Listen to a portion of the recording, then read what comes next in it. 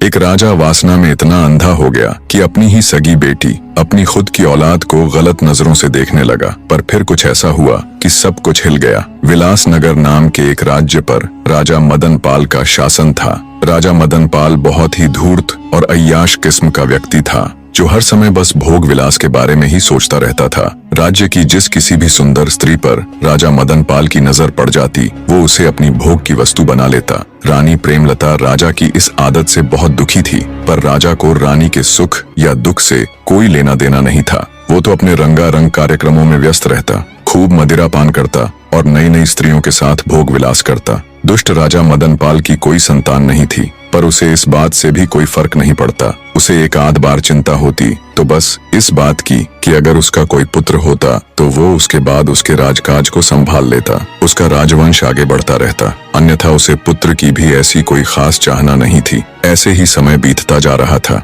रानी प्रेमलता बेचारी किसी तरह अपने दिन काट रही थी। एक दिन रानी की तबीयत बिगड़ गई। राजवैद्य को बुलाया गया। जब राजवैद्य ने रानी की जांच की तो पता चला रानी प्रेमलता गर्भ से थी। ये खबर जब राजा मदन पाल को लगी तो उसे बहुत सुकून मिला। उसकी आदतों में कुछ सुधार होने लगा, पर यह सुधार बहुत ही कम समय तक था। 9 माह बाद रानी प्रेमलता ने एक बहुत ही अद्भुत और सुंदर कन्या को जन्म दिया। पुत्र की राह देखने वाले राजा को जब इसकी खबर लगी तो उसके खून का पानी होते देर न लगी। उसने तुरंत रानी के पास संदेशा भिजवाया कि उसकी कोख से जन्म लेने वाली लड़की का वो कभी मुख तक नहीं देखेगा। वो अपनी बेटी को मुझसे दूर ही रखे। अगर कभी मुझे वो नजर आई तो मैं तुरंत रानी सहित उसको मृत्यु के घाट उतार दूंगा। बेचारी रानी को जब राजा का ये संदेश मिला तो वो खून का घूंट पीकर रह गई। इसके अलावा वो बेचारी और कर भी क्या सकती थी। अब रानी के पास एक सहारा था, तो वो थी उसकी नवजात कन्या। रानी को तो पुत्री के रूप में जैसे नया जीवन मिल गया था। अत्यंत सुंदर नयन नक्श वाली उस अद्भुत कन्या में तो जैसे रानी प्रेमलता के प्राण बसते थे।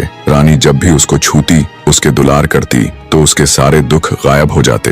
रानी ने अपनी बेटी के अद्भुत सौंदर्य को देखते हुए उसका नाम तारावती रख दिया। उधर राजा अब पहले से भी दुष्ट हो चला था। लड़की होने के बाद तो उसने बिल्कुल ही रानी के पास जाना बंद कर दिया था। अब वो पहले से भी ज्यादा क्रूर हो गया था और खुलकर अपनी मनमानी करने लगा। ऐसे ही समय बीतने लगा। राजकुमारी तारा अब 10 साल की हो चली थी। वो इतनी सुंदर थी कि उस जैसा पूरे संसार में कोई नहीं था। रानी प्रेमलता को अब अपनी बेटी राजकुमारी तारावती के विवाह की चिंता होने लगी, क्योंकि पुराने समय में बचपन में ही बच्चों का विवाह कर दिया जाता था और जब उनकी 18वीं वर्षगांठ मनाई जाती तब उनका गोना कर दिया जाता। अर्थात जिस लड़के के साथ लड़की का विवाह होता, लड़की को अपना घर छोड़कर लड़के के घर जाना होता। इसी चिंता को ले रानी राजा के समक्ष जाती है और कहती है, महाराज, आप अपनी बेटी की शक्ल तक नहीं देखना चाहते तो ना सही, आप मेरे पास भी नहीं आना चाहते तो ना सही, पर अब हमारी बेटी 10 वर्ष की हो चुकी है। कम से कम अपनी बेटी के लिए नहीं तो इस समाज की खातिर ही सही। लोग क्या कहेंगे कि क्यों राजा अपनी बेटी का विवाह नहीं कर रहा। इस उम्र में तो सब अपने बच्चों के विवाह कर ही देते हैं। इसलिए हे राजा, जल्दी से राजकुमारी के लिए कोई योग्य वर देखकर उसका विवाह कर दो। अनमने ढंग से रानी प्रेमलता की बात सुन रहे राजा ने जब उनकी बातों पर विचार किया तो सोचा रानी ठीक ही कह रही है, सब क्या सोचेंगे। इसी विचार के साथ राजा ने राजकुमारी तारावती के लिए ना चाहते हुए भी वर ढूंढना शुरू कर दिया और कुछ ही दिन बाद पास के ही एक प्रतापगढ़ नामक राज्य में राजकुमारी तारावती का रिश्ता पक्का कर दिया। प्रतापगढ़ के ऊपर उन दिनों राजा धर्मपाल का शासन था। उनका एक ही पुत्र था जिसका नाम अभिमन्यु था। तय समय पर युवराज अभिमन्यु के साथ राजकुमारी तारावती का विवाह संपन्न हो जाता है। ऐसे ही समय बीतता गया। राजकुमारी तारा अब 18 वर्ष की हो चुकी थी। वो अब पहले से भी कहीं अधिक सुंदर हो गई थी। राजकुमारी तारा को भगवान ने जितना सुंदर रूप दिया था वैसी ही उसकी बुद्धि भी थी। राजकुमारी तारावती का गोना जाने यानी ससुराल में रहने जाने का समय भी निकट आ गया था। जैसे जैसे राजकुमारी के ससुराल जाने का दिन नजदीक आ रहा था, वैसे वैसे रानी प्रेमलता का स्वास्थ्य भी गिरता जा रहा था। जब रानी प्रेमलता को लगा कि वो अब नहीं बच पाएंगी और शायद बेटी के विदा होने से पहले ही वो इस दुनिया को अलविदा कह देंगी, तो रानी प्रेमलता राजा के पास जाती है और आंखों में अश्रु लिए राजा से विनती करती है, महाराज, मैं अच्छे से जानती हूँ कि आप हमारी पुत्री से नफरत करते हैं। आपने बचपन से लेकर आज तक उसे एक नजर देखना भी पसंद नहीं किया, लेकिन अब मुझे नहीं लगता मैं ज्यादा दिनों तक जीवित रहूंगी। इसलिए हे महाराज, मैं अपनी पुत्री की जिम्मेदारी अब आपको सौंप रही हूँ। जब तक उसका गोना नहीं हो जाता, जब तक वो अपनी ससुराल विदा नहीं हो जाती, तब तक आपको ही राजकुमारी का ध्यान रखना होगा और बड़ी धूमधाम से उसका गोना कर हमारी बेटी को विदा कीजिएगा महाराज। बस आपसे हाथ जोड़कर यही मेरी अंतिम प्रार्थना है। रानी की हालत देख राजा उसका हाथ अपने हाथ में लेकर बोला, ठीक है, मैं हमारी बेटी का ध्यान रखूंगा। राजा से तसल्ली मिलने के बाद रानी प्रेमलता का देहांत हो जाता है। रानी के देहांत के बाद उससे किए गए वादे के अनुसार राजा मदनपाल राजकुमारी तारावती को संदेश पहुंचवाते हैं कि आज वो उससे मिलने आएंगे। जब राजकुमारी तारावती को अपने पिता का संदेश मिला तो उसकी खुशी का कोई ठिकाना नहीं था। जिंदगी में पहली बार आज वो अपने पिता से मिलने वाली थी। दरबार के कामों से निवृत्त हो जब राजा राजकुमारी तारावती से मिलने जनाना महल जाते हैं और उसे आवाज लगाते हैं, तब राजा की आवाज सुन जैसे ही राजकुमारी तारा राजा के सामने आती है तो राजकुमारी तारा को देखते ही मदनपाल सुन्न पड़ जाता है। अपनी ही सगी बेटी को दुष्ट राजा गलत नजरों से देख रहा था। राजकुमारी तारा को जब राजा मदनपाल ने पहली बार देखा तो वो ये भूल गया कि उसके सामने कोई और नहीं बल्कि उसकी अपनी सगी बेटी है। राजा ने आज तक इतनी सुंदर कन्या नहीं देखी थी। मदनपाल को ये विश्वास ही नहीं हो रहा था कि सामने खड़ी ये खूबसूरत कन्या उसकी वही बेटी है जिससे वह जन्म से ही नफरत करता आया है। इतनी नफरत कि आज तक उसने उसकी शक्ल तक देखना गवारा नहीं था। पर आज जब पहली बार उसने अपनी बेटी को देखा तो अपनी सुध बुद्ध खो बैठा और बस एकटक उसे ही देखे जा रहा था। राजा मदनपाल की आंखों में पिता का प्रेम नहीं बल्कि वो दुष्ट दरिंदा था जो अपनी सारी मान मर्यादा भूलकर गंदी निगाहों से राजकुमारी को घूरे जा रहा था। राजकुमारी को देख राजा मदनपाल के मुख से एक शब्द भी नहीं निकला और वो बिना कुछ बोले चुपचाप वहां से वापस अपने शयन कक्ष में लौट आया। दुष्ट राजा वासना के वशीभूत हो अब बस राजकुमारी तारावती के बारे में ही सोचे जा रहा था। उसका दिमाग एकदम से सुन्न पड़ गया था। रह रहकर उसकी आंखों के सामने राजकुमारी तारावती का वही मुस्कुराता चेहरा आ रहा था। राजा को ऐसे ही बैठे बैठे पता नहीं कब दिन से रात और कब रात से दिन हो गया। उसके दिमाग से राजकुमारी तारावती की छवि हट ही नहीं रही थी। उसके मस्तिष्क में हजारों सवाल जवाब, हजारों तर्क वितर्क एक साथ चल रहे थे। इधर बेचारी राजकुमारी तारावती भी असमंजस में थी। जिस पिता से मिलने के लिए वो इतनी आतुर थी, जिस पिता को उसने पैदा होने के बाद अपने जीवन में आज पहली बार देखा था, पहली बार मिली थी। पता नहीं क्यों, पर उससे मिलने के बाद राजकुमारी को लेश मात्र भी खुशी महसूस नहीं हो रही थी। वो तो ये सोच सोच कर परेशान थी कि उसे उसके पिता के चेहरे पर ऐसे कोई भाव नजर ही नहीं आए कि वो अपनी उस बेटी से मिलने आए हैं जिसे उन्होंने 18 वर्ष तक नहीं देखा। उल्टा उनके चेहरे पर तो वे भाव थे जो एक लोभी पुरुष के चेहरे पर किसी सुंदर स्त्री को देखने पर आते हैं। उधर जब राजा मदनपाल को यह एहसास हुआ कि सुबह हो चुकी है तो उसने तुरंत अपने नौकर को आदेश देकर घोड़ा गाड़ी तैयार करने को कहा। आनन फानन में बावरा सा हुआ राजा घोड़ा गाड़ी में बैठ जंगल की तरफ एक साधु महात्मा के ठिकाने की ओर चल पड़ा। कुछ ही देर में राजा अपने नौकर के साथ साधु महात्मा जी के ठिकाने पर जा पहुंचा। राजा ने साधु जी को प्रणाम किया और बैठ गया। इतनी सुबह सुबह राजा को अपने पास आया देख थोड़े आश्चर्य से साधु जी बोले, कहो वत्स, आज इतनी सुबह सुबह कैसे आना हुआ? सब कुशल मंगल तो है? तब राजा मदनपाल महात्मा से बोला, हे साधु महाराज, कल रात से मैं एक छोटी सी उलझन में हूँ। राजा की बात सुन महात्मा जी बोले, बताओ वत्स, ऐसी क्या उलझन है जो तुम्हें इतनी सुबह सुबह मेरे पास खींच लाई? राजा मदनपाल बोला, प्रभु, यदि किसी ने आम का पेड़ लगाया हो, उसकी दिन रात सेवा की हो और कई वर्षों बाद जब वो पेड़ फल देने लगे तो जिसने वो पेड़ लगाया है, क्या वह उसके फल को किसी और को देने की बजाय स्वयं नहीं खा सकता? अगर वह स्वयं पेड़ के लगे फलों को खा ले तो क्या ये कोई अपराध होगा?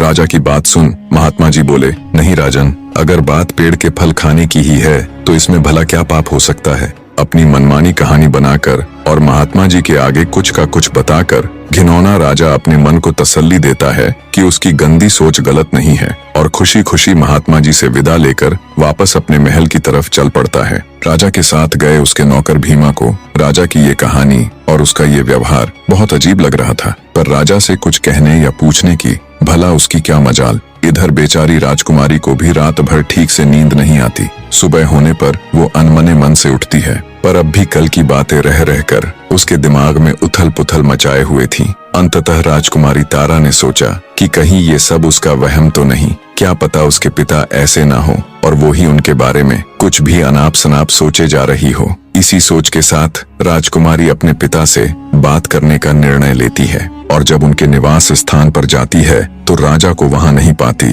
क्योंकि राजा उस समय जंगल में महात्मा जी के पास गया हुआ था। राजा मदन पाल महात्मा से मिलकर वापस अपने महल आ जाता है। काफी देर सोच विचार कर वो एक पत्र लिखता है और वो पत्र अपने नौकर भीमा को देते हुए उसे हुक्म देता है कि इस संदेश पत्र को लेकर तुम फौरन प्रतापगढ़ जाओ और राजा धर्मपाल को ये पत्र दे देना। राजा का हुक्म मिलते ही नौकर भीमा तुरंत प्रतापगढ़ के लिए निकल पड़ता है। कुछ ही घंटों का सफर कर वो प्रतापगढ़ पहुंच जाता है। राजा धर्मपाल दरबार लगाए राजसभा में बैठे थे। भीमा राजा धर्मपाल को प्रणाम कर जब राजा का दिया पत्र उन्हें देने लगता है तो राजा धर्मपाल कहते हैं, क्या संदेश लाए हो, जोर से पढ़कर सुनाओ। तो आदेश पाकर भीमा उस पत्र को राज्यसभा में पढ़ने लग जाता है, जिसमें लिखा था, प्रिय राजन, मुझे यह बताते हुए बहुत दुख हो रहा है कि मेरी पुत्री और आपकी पुत्रवधू राजकुमारी तारावती अपनी मां की मृत्यु का सदमा बर्दाश्त नहीं कर पाई और इस दुनिया से चल बसी। मैं यह सूचना आपको बहुत पहले ही देना चाहता था,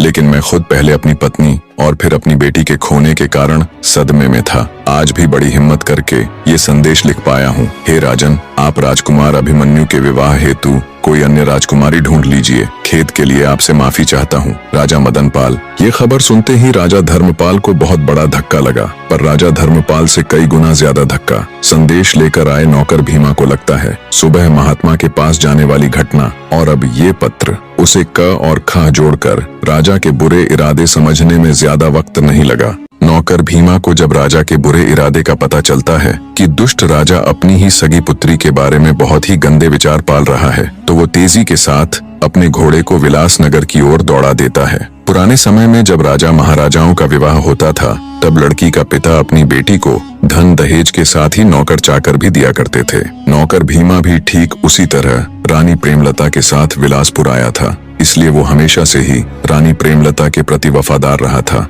जब उसे राजा के अनिष्ट इरादों का पता चला तो वो कैसे भी करके रात होने से पहले राजकुमारी तारावती के पास पहुंचकर उसे इन सब बातों से अवगत करवाना चाहता था। वो तेजी के साथ विलासपुर की ओर बढ़ रहा था। इधर जब राजा मदन पाल के द्वारा भेजे गए संदेश की सूचना राजा धर्मपाल के पुत्र राजकुमार अभिमन्यु को लगी तो वो बेचारा एकदम सन्न रह गया। राजकुमार की हालत ऐसी थी कि काटो तो खून नहीं, जैसे उसके शरीर में प्राण ही न हो। जब आज से 7-8 साल पहले उसका विवाह राजकुमारी तारावती के साथ हुआ था, तब राजकुमार अभिमन्यु ने तारावती की एक झलक देखी। वो उसकी कजरारी आंखें, वो उसका मासूमियत से भरा चेहरा, तब से ही वो राजकुमारी के साथ अपना जीवन बिताने के सपने संजो रहा था। इन बीते वर्षों का एक एक दिन उसने यही सोचकर काटा था कि एक दिन तो ऐसा आएगा जब उसकी पत्नी यानी राजकुमारी तारावती उसके पास आ जाएगी। भारी हृदय और आंखों में अश्रु लिए राजकुमार अभिमन्यु को बिल्कुल भी यकीन नहीं हो रहा था कि उसकी पत्नी अब इस दुनिया में नहीं रही। उधर दुष्ट राजा मदन पाल ने अपनी घिनौनी योजना के तहत सभी नौकरों को छुट्टी दे दी और महल की सुरक्षा में खड़े सिपाहियों को सख्त हिदायत दी कि आज रात कोई भी महल के अंदर न आने पाए और न ही कोई बाहर जाने पाए। दिन ढल चुका था, शाम हो चुकी थी। शाम होते होते नौकर भीमा भी राजमहल के मुख्य द्वार पर पहुंच गया, पर जब वो अंदर जाने लगा तो वहां मौजूद पहरेदारों ने उसे रोक लिया और बोले, क्या तुम्हें पता नहीं कि आज महाराज ने सभी को छुट्टी दे रखी है? पहरेदारों की बात सुन एक बार के लिए तो भीमा सख्ते में आ गया, पर फिर बुद्धि से काम लेते हुए वो बोला, मुझे महाराज ने एक जरूरी संदेश देकर भेजा था और कहा था जब तुम वापस आओ तो घर जाने से पहले मुझे सूचित करना। मैं तो बस उन्हीं के आदेश का पालन कर रहा हूँ। भीमा की बात सुन पहरेदारों ने उसे महल के अंदर जाने दिया। भीमा आनन फानन में भागा तुरंत राजकुमारी तारावती के विश्राम गृह में गया। नौकर भीमा चुपके से राजकुमारी के कमरे में दाखिल होता है। विचारों में खोई राजकुमारी की नजर जब नौकर के ऊपर पड़ती है तो वो भड़क कर गुस्से में चिल्लाने ही वाली थी कि नौकर भीमा बोल पड़ता है, माफ कीजिएगा राजकुमारी जी, जो ऐसे अचानक बिना इजाजत के आपके कक्ष में चला आया, पर बात ही कुछ ऐसी थी कि मुझे ऐसे आना पड़ा। भीमा की बात सुन राजकुमारी थोड़ी शांत हुई और बोली, बताइए काका, ऐसी क्या बात है जो आप इस तरह मेरे कक्ष में आए? तब नौकर भीमा राजकुमारी तारा के आगे राजा के सुबह महात्मा जी से मिलने वाली बात से लेकर उनके दिए झूठे संदेश को लेकर प्रतापगढ़ जाने तक की पूरी घटना विस्तार पूर्वक कह सुनाता है और कहता है, माफ कीजिएगा राजकुमारी जी, छोटा मुंह बड़ी बात। पर जो पिता अपनी बेटी को उसके गौने के समय उसकी ससुराल न भेजकर वहां उसकी मृत्यु का झूठा संदेश भिजवाता है, उसके मन में कुछ तो बहुत ही घिनौना षड्यंत्र चल रहा है। नौकर भीमा की सारी बात सुन राजकुमारी तारा के पैरों नीचे से जमीन खिसक जाती है। आगे नौकर भीमा कहता है, बेटी, नादान उम्र में ही आपकी स्वर्गीय माताजी के साथ मैं यहाँ विलासनगर में आ गया था। तब से मैं हमेशा उनके प्रति पूरा वफादार रहा हूँ। जब आप छोटी बच्ची थी तब मैंने आपको अपनी गोद में खिलाया है, इसलिए जब मुझे ये सब पता चला तो आपको बताना जरूरी समझा। अब मैं जा रहा हूँ। इतना कहकर भीमा वहाँ से चला जाता है। राजकुमारी तारा के ऊपर तो जैसे आसमान टूट पड़ा था। वो बेचारी खड़ी खड़ी जम गई। झरने की तरह उसकी आंखों से टप टप आंसू बह रहे थे। उसका दिमाग एकदम से सुन्न पड़ गया था। एक बार के लिए तो उसे ऐसा लग रहा था कि जैसे वो अपने पिता के बारे में कुछ भी अनाप शनाप सोचे जा रही है। कोई पिता इतना नीच कैसे हो सकता है? पर नहीं, उसने जैसा सोचा वो सब बिल्कुल सही था। सभी तार उसके दिमाग में जुड़ने लगे। वो खुद को उस आम के पेड़ से और अपने पिता को पेड़ के मालिक से जोड़कर देखने लगी। उसे समझते देर न लगी कि क्यों उसके दुष्ट बाप ने उसकी ससुराल में उसकी मौत का झूठा समाचार भिजवाया है। जब उसकी माँ जीवित थी तो उसने अच्छे से राजकुमारी को उसके पिता की आदतों से अवगत करवाया था, लेकिन वो इतना गिरा हुआ और इतना नीच हो सकता है, उसकी सोच इतनी गंदी हो सकती है, ऐसा वो कभी सपने में भी नहीं सोच सकती थी। कुछ देर तक राजकुमारी अचेत अवस्था में बैठी आंसू बहाती रही। फिर उसने विचार किया कि अब उसका यहाँ एक पल भी रुकना उचित नहीं है।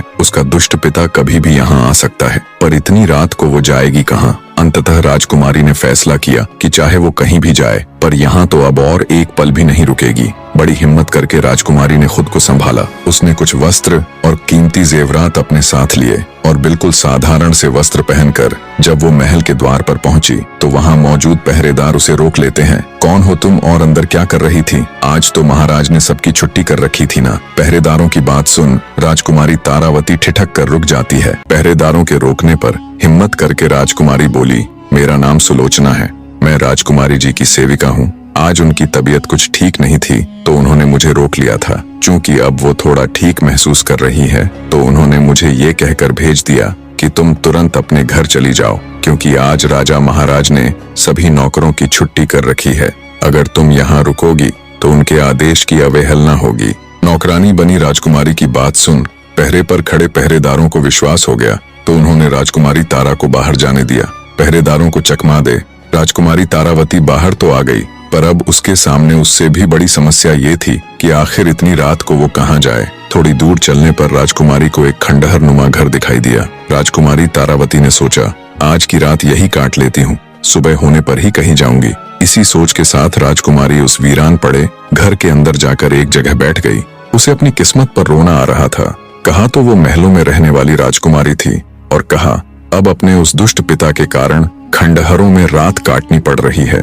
ऐसे ही बैठे बैठे उसकी रात कट जाती है। जब सुबह का थोड़ा उजाला दिखा तो राजकुमारी फिर से चल पड़ती है। उसे इस बात की चिंता भी थी कि अगर उसका दुष्ट बाप उसके कमरे में आया तो उसके वहां न मिलने पर उसकी खोज शुरू हो जाएगी। इसलिए वो जल्दी से जल्दी जितनी दूर हो सके जाना चाहती थी। राजकुमारी तारा पूरी तेजी के साथ दिशाहीन आगे बढ़ती जा रही थी। इधर जब सुबह हुई तो जैसा राजकुमारी ने सोचा था वैसा ही हुआ। राजा मदनपाल सुबह होते ही उसके कमरे में आया। जब उसे वहां राजकुमारी नहीं मिली तो उसकी छाती पर तो सांप सा लेट गया। पूरे महल में राजकुमारी की तलाश की गई पर वो कहीं नहीं मिली। मिलती तो जब वो वहां होती। निराश राजा मदनपाल हाथ मलता रह गया। चलते चलते राजकुमारी तारा जब थक गई तो पास ही दिखाई दे रही एक नदी के किनारे थोड़ी देर विश्राम करने के लिए बैठ गई। प्यासी राजकुमारी जब नदी से पानी पीने लगी तो उसे पानी में अपनी परछाई दिखाई दी।